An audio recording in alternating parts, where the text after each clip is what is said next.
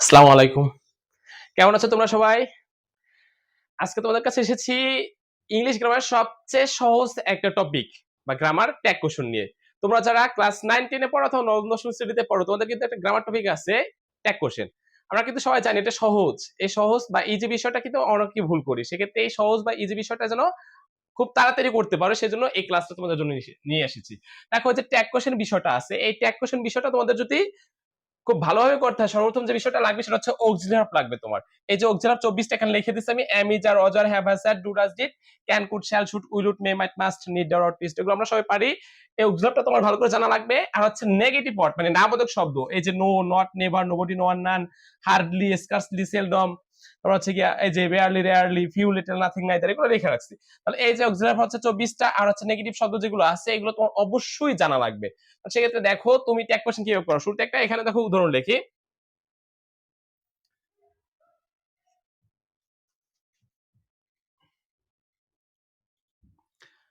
দেখো কি লিখলাম শি ইজ এ টিচার। এই সেন্টেন্সটায় তোমার যদি ট্যাগ কোশ্চেনে আসে সেক্ষেত্রে তুমি কি করবা ট্যাগ কোশ্চেনে করতে একটা সেন্টেন্স লেখা তারপর কমা দিয়ে তারপর এটা আলাদা করো এরকম প্রশ্ন চিহ্ন এরকম তো দেওয়া থাকে প্রশ্নে। তাহলে শি ইজ এ টিচার এই সেন্টেন্সে তুমি ট্যাগ কোশ্চেন কি করবা বলো তো। দেখবা শুরুতেই সেন্টেন্সের ভিতরে কোনো অক্সিলারি আছে কিনা ভাইয়া। এই সেন্টেন্সে দেখো অক্সিলারি আছে এম ইজ আর অক্সিলারি এগুলো দেখবা যে সেন্টেন্সের ভিতরে আছে কিনা। তাহলে দেখো এই সেন্টেন্সের ভিতরে কিন্তু এই যে ইজ একটা অক্সিলারি কিন্তু এখানেও আছে এখানে তাহলে যদি সেন্টেন্সে অক্সিলারিটা থাকে এটা শুরুতে বসাবা। তাহলে এই সেন্টেন্সে অক্সিলারি পাইছি ভাই এটা শুরুতে বসাইছি তারপর দেখবা এই সেন্টেন্সে কোনো নেগেটিভ শব্দ বা নাবোধক শব্দ আছে কিনা এই যে no not never nobody no one none hardly scarce এগুলো আছে কিনা ভাইয়া। তাহলে এই সেন্টেন্সে দেখো তো কোনো নেগেটিভ যে no not never nobody no one none এগুলো আছে কিনা। নেগেটিভ কোনো শব্দ নাই যেহেতু নেগেটিভ শব্দ নাই সেক্ষেত্রে নট বসাবা এবং নটটা যেহেতু ট্যাগ মানে সংক্ষিপ্ত বা জুড়ে দেওয়া সেক্ষেত্রে এটা সহজভাবে লিখতে হবে। যেমন আমরা নট লিখি কি হবে এন ও টি নট এর করে বড় করে লিখি কিন্তু ট্যাগ কোশ্চেনের সময় তুমি নট লিখবা এন এই ওটার পরিবর্তে উপরে একটা অপোজিটিভ কমা দিবা তারপর হচ্ছে টি দেবা এরকমটা নট লাগবে সহজভাবে। ঠিক তেমনি অক্সিলারি তো এখানে ইস আছে সেটা বসাইলাম নেগেটিভ শব্দ যেহেতু নাই সেক্ষেত্রে আমাদের নট বসাতে হবে। নট কিভাবে বসাবা এই যে এন ও টি এরকমটা না লেখা ট্যাগ মানে সংক্ষিপ্ত আকারে এন অ্যাপোস্ট্রফি কমা তারপর একটা টি দেবা তাহলে সেক্ষেত্রে এই যে এন অ্যাপোস্ট্রফি কমা এবং টি একসাথে লাগবে তাহলে ইজ নট এবং যে সাবজেক্টটা থাকবে ভাইয়া ওই সাবজেক্টের প্রোনাউন রূপ তুমি বসাবে তাহলে সাবজেক্ট কি আছে ভাইয়া শি আর শি এর প্রোনাউন হচ্ছে কি আমরা জানি শি হবে তো অ্যানসারটা হচ্ছে ইজ নট শি। পরে একটা দেখো উদাহরণে আসি আমরা।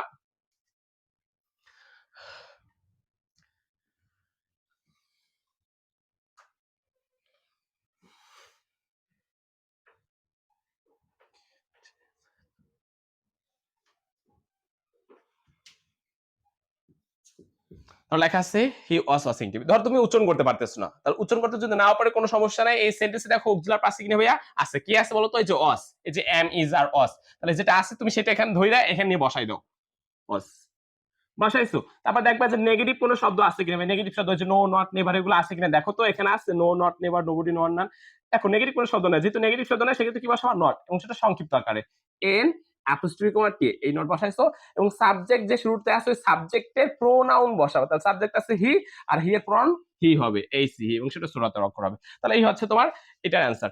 তুমি দেখো পরে একটা সেন্টেন্স লিখে এখানে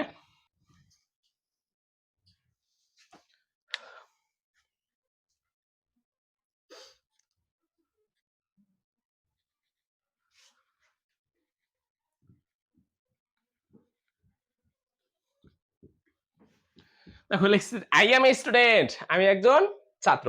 তাহলে এই আই এম স্টুডেন্ট কিন্তু একটা মানে হাস্যকর মজাদার এটা তো ইজি আছে আমরা সবাই পারি কিন্তু কিন্তু এই বিষয়টা কিন্তু অনেকে আমরা ভুল করি। তাহলে বলো তো আই এম স্টুডেন্ট এটার ট্যাগ কোশ্চেন কি হবে। দেখো এই যে আই এম স্টুডেন্ট এই সেন্টেন্সটিতে দেখো কোনো অক্সিলারি আছে কিনা। আমরা শুরুতে দেখলাম যেখানে এম আছে তাহলে এখান তো এম আছে সেটা বসাবা অনেকে আমরা এটা করবো যে এম আছে সেই এম বসালাম। নেগেটিভ শব্দ নাই সেক্ষেত্রে আমরা নট বসালাম এরকমটা করে। আর সাবজেক্ট আছে কি আই আই এর প্রোনাউন হচ্ছে আই এটা বসালাম এম নট আই।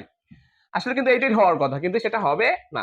কেন হবে না সেটা পরবর্তী আলোচনা করব কিন্তু এখানে দেখো বিষয়টা হচ্ছে কি এই যে এম আছে এই এম নটে তুমি যদি এই ট্যাগ কোশ্চেন করতেছো সেক্ষেত্রে এম বসানো যাবে না এইটার পরিবর্তে এন্ট অথবা আরএন্ট ব্যতিক্রম কিছু আছে এগুলো আমরা লিখে দেব পরবর্তী ভিডিওতে কিন্তু এখানে দেখো যে এম আছে এ এম এম এটা যদি ট্যাগ কোশ্চেন করতে হয় তাহলে এম লেখা যাবে না এখানে তুমি আর লিখবা আর এন অ্যাপোস্ট্রোফি মানে আরএন্ট তাহলে এম নটের সংখ্যা হচ্ছে আরএন্ট অথবা এন্ট এ আই এন অ্যাপোস্ট্রোফি তো সেক্ষেত্রে এখানে এম লেখা যাবে না কি লাগবা আরএন্ট আর লিখছো আর নেগেটিভ না সেজন্য এই নট এক কথায় আরএন্ট তাহলে এম নটের এক কথায় এম নটের এটা ট্যাগ কোশ্চেন হচ্ছে আরএন্ট আর শুরুতে সাবজেক্ট কি আছে আই, এটা লিখতে পারো, অথবা তুমি চাইলে এন্ড আই লিখতে পারো, A I N apostrophe comma T and I, তাহলে এই দুইটাই সঠিক। তাহলে সেক্ষেত্রে আই এম স্টুডেন্ট একটা কোশ্চেন হচ্ছে গিয়া আরএন্ট আই অথবা এন্ড আই। একটা স্টুডেন্ট আমার জিজ্ঞেস করছিল যে আসলে am not a tag question কেন এটা হবে না, সেক্ষেত্রে মানে স্যার নাকি তার ভুল দিয়ে দিয়েছিল, উত্তরটা সেইটা লাগছিল যে এরকমটা লিখছিল এম নট আই, এটা লিখছিল, কিন্তু সেটা হয় নাই। হবে কি বলেন তো, আরএন্ট আই। সেক্ষেত্রে কেন হবে সেটা বুঝতে পারছি এখন, এম নট এর আসলে ট্যাগ কোশ্চেন হয় আরএন্ট আই অথবা এন্ড আই, এই দুইটা সঠিক।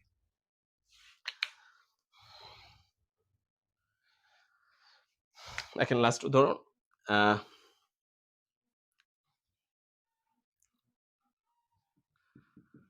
Rakib is not a farmer,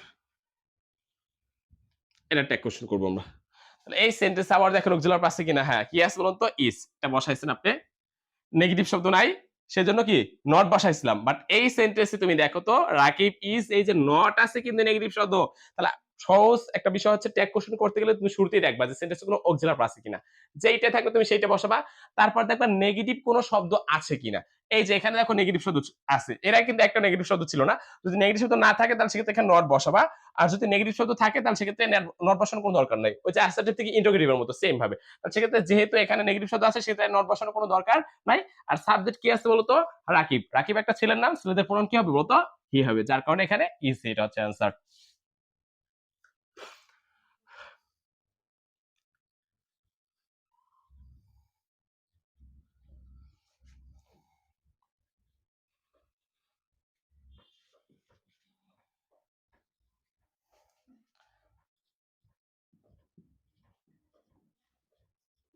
বলতে এটা কোশ্চেন কি হবে, এই সেন্টেন্সে দেখো কি আছে অক্সিলারি অস, এটা তুমি বসাও অস, সরি, এখানে দেখো নেগেটিভ শব্দ আছে কিনা, এই যে নেগেটিভ শব্দ আছে, সেক্ষেত্রে আর নট বসানোর কোনো দরকার নাই। সাবজেক্ট কি আছে বলতো, রাতুল, একটা ছেলের নাম, সেক্ষেত্রে এখানে কি হবে বলতো, কি হবে। সেক্ষেত্রে আজকে এই পর্যন্তই, কারণ এখানে সাবজেক্টের প্রোনাউনটা নিয়ে অনেকে সমস্যা হয়, পরবর্তী কোনো একটা ভিডিওতে সাবজেক্টের প্রোনাউন আসলে কি হবে, আর এই সাবজেক্টের প্রোনাউন সবসময় যে ছেলের নাম বা মেয়ের নামই থাকবে এরকমটা না আর কি। তো পরবর্তী যে একটা ভিডিওতে আমি দেখাবো সাবজেক্টের প্রোনাউন কি হবে, আর এটা কোশ্চেনে পুরো বিস্তারিতভাবে আলোচনা করবে। তো সবাই সুস্থ থাকো, ভালো থাকো, আসসালামু আলাইকুম।